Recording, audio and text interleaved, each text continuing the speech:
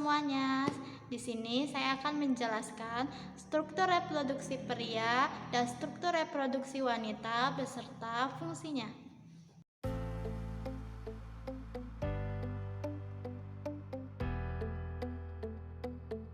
Baik, yang pertama ada tuba falopi. Tuba falopi ini seperti dua saluran yang menghubungkan ovarium atau indang telur dengan rahim. Disinilah biasanya terjadi pembuahan, yaitu pertemuan antara sel, telur, dan sperma. Berikutnya ada bagian yang disebut dengan uterine fundus. Uterine fundus ini adalah bagian atas rahim yang bentuknya seperti kubus. Disinilah sel telur yang sudah dibuahi akan menempel dan berkembang menjadi janin. Lalu ada uterus atau rahim. Rahim ini adalah organ berbentuk seperti buah pir yang menjadi tempat janin berkembang selama kehamilan. Dinding-dinding rahim mempunyai beberapa lapisan yang masing-masing memiliki fungsi khusus. Lalu ada ovarium. Ovarium ini adalah dua kelenjar kecil di kedua sisi rahim. Ovarium bertugas untuk menghasilkan sel telur setiap bulan dan juga hormon seperti estrogen dan progesteron. Selanjutnya ada fimbriae. Fimbriae ini seperti struktur jari-jari di ujung tuba falopi. Fimbriae ini berfungsi menangkap sel telur yang dilepaskan ovarium dan mengarahkannya ke tuba falopi. Lalu ada ligamen ovarium. Ligamen ini adalah jaringan yang menghubungkan ovarium ke rahim, menjaga ovarium tetap pada posisinya. Selanjutnya ada endometrium. Endometrium adalah lapisan dalam dinding rahim yang berubah-ubah sepanjang siklus menstruasi. Disinilah embrio menempel dan berkembang jika terjadi kehamilan. Berikutnya ada cervical canal atau saluran serviks. Saluran ini adalah saluran sempit yang menghubungkan rahim dengan vagina. Saluran ini penting dalam proses kelahiran dan juga menjadi jalur masuk sperma menuju rahim. Lalu ada myometrium. Myometrium ini adalah lapisan otot di dinding rahim. Otot ini berkontraksi saat menstruasi dan persalinan dan membantu mengeluarkan darah menstruasi atau janin. Selanjutnya ada serviks. Serviks adalah bagian bawah rahim yang mengarah ke vagina. Serviks berfungsi sebagai pelindung rahim dari infeksi dan membuka saat persalinan untuk proses kelahiran. Kemudian ada perimetrium. Perimetrium ini lapisan luar rahim yang berfungsi melindungi rahim dan menopang struktur organ reproduksi lainnya. Terakhir ada vagina. Vagina adalah saluran yang menghubungkan serviks dengan bagian luar tubuh. Vagina berfungsi sebagai jalur keluar darah menstruasi, tempat masuknya sperma, dan jalan lahir bayi. Pertama ada mons pubis. Ini adalah area bulat yang ditumbuhi rambut kemaluan terletak di atas tulang kemaluan. Mons pubis berfungsi sebagai bantalan saat berhubungan seksual, mengurangi gesekan, dan melindungi struktur di bawahnya. Selanjutnya, labia majora. Ini adalah lipatan kulit luar yang lebih besar mengelilingi lubang vagina. Labia majora melindungi struktur dalam dan memiliki kelenjar yang mengeluarkan keringat dan minyak. Di dalam labia majora ada labia minora. Ini adalah lipatan kulit dalam yang lebih kecil. Labia minora berperan penting dalam melindungi klitoris, uretra, dan lubang vagina.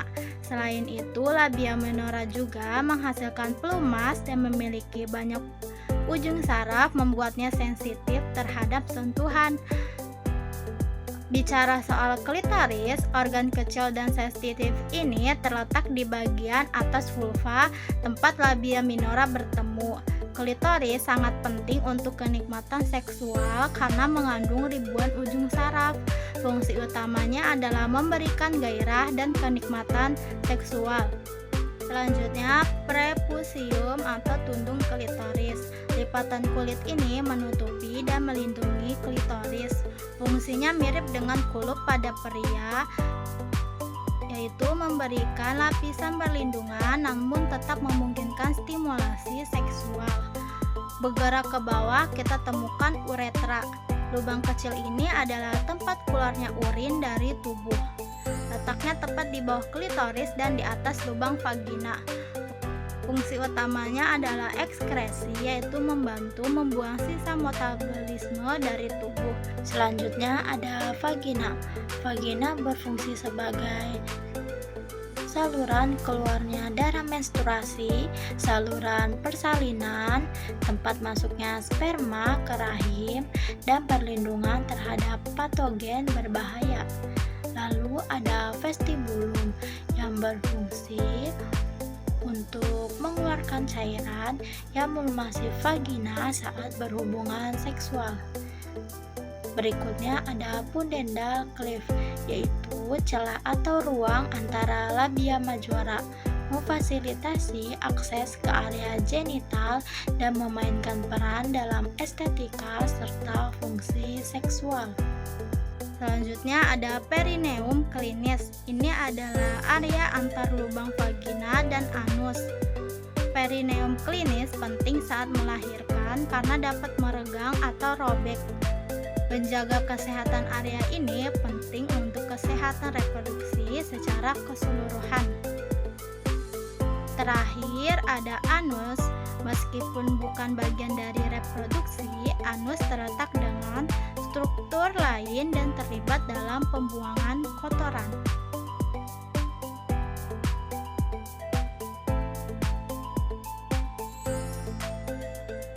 Pertama ada vas deferens. Ini adalah saluran panjang yang membawa sperma dari epididymis ke uretra. Vas deferens penting saat proses ejakulasi.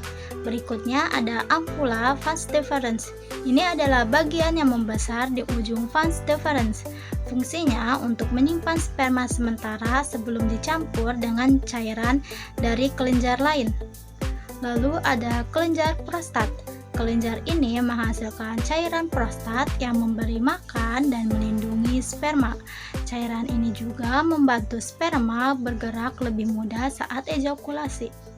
Selanjutnya, kelenjar Cowper. Kelenjar ini menghasilkan cairan bening yang keluar sebelum ejakulasi. Fungsinya untuk menetralkan asam di uretra sehingga sperma bisa bertahan hidup. Kemudian epididymis. Ini adalah tempat penyimpanan dan pematangan sperma setelah diproduksi di testis. Sperma tinggal di testis selama beberapa minggu sampai siap untuk diejakulasikan. Testis adalah tempat produksi sperma dan hormon testosteron. Testis penting untuk fungsi reproduksi dan juga mempengaruhi ciri-ciri pria seperti pertumbuhan rambut dan suara yang lebih berat. Lalu, ureter. Walaupun bukan bagian dari sistem reproduksi, ureter adalah saluran yang menghubungkan ginjal ke kandung kemih. Ureter membawa urin untuk dikeluarkan dari tubuh. Lalu kandung kemih. Kandung kemih adalah tempat penyimpanan urin sebelum dikeluarkan melalui uretra.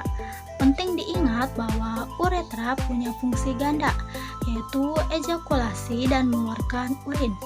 Selanjutnya, vesikula seminalis adalah kelenjar yang menghasilkan sebagian besar cairan semen. Cairan ini kaya fruktosa yang membawa energi bagi sperma.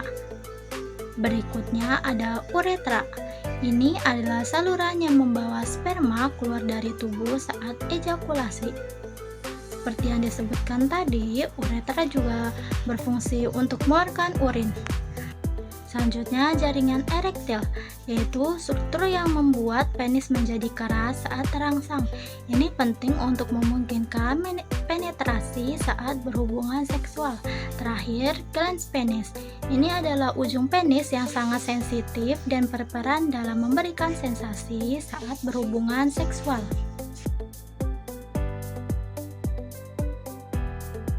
Pertama, testis. Testis adalah kelenjar yang memproduksi sperma dan hormon seperti testosteron. Selanjutnya, skrotum. Skrotum adalah kantung kulit yang berfungsi untuk menampung dan melindungi testis. Skrotum menjaga testis pada suhu yang tepat untuk produksi sperma. Lalu, vas deferens, yaitu saluran yang membawa sperma dari testis ke uretra. Lalu ada uretra. Uretra adalah saluran dengan dua fungsi, yaitu mengeluarkan urin dari kandung kemih dan juga untuk mengeluarkan sperma saat ejakulasi. Lalu kandung kemih. Kandung kemih adalah tempat penyimpanan urin sebelum dikeluarkan melalui uretra. Penting diingat bahwa uretra punya fungsi ganda, yaitu ejakulasi dan mengeluarkan urin. Lalu kelenjar prostat. Kelenjar ini menghasilkan cairan yang memberi nutrisi dan melindungi sperma. Selanjutnya, kepala penis atau dikenal juga sebagai glans berperan penting untuk sensasi dan kenikmatan. Terakhir, lubang di ujung penis yang disebut meatus uretra adalah tempat keluarnya urin dan semen dari tubuh.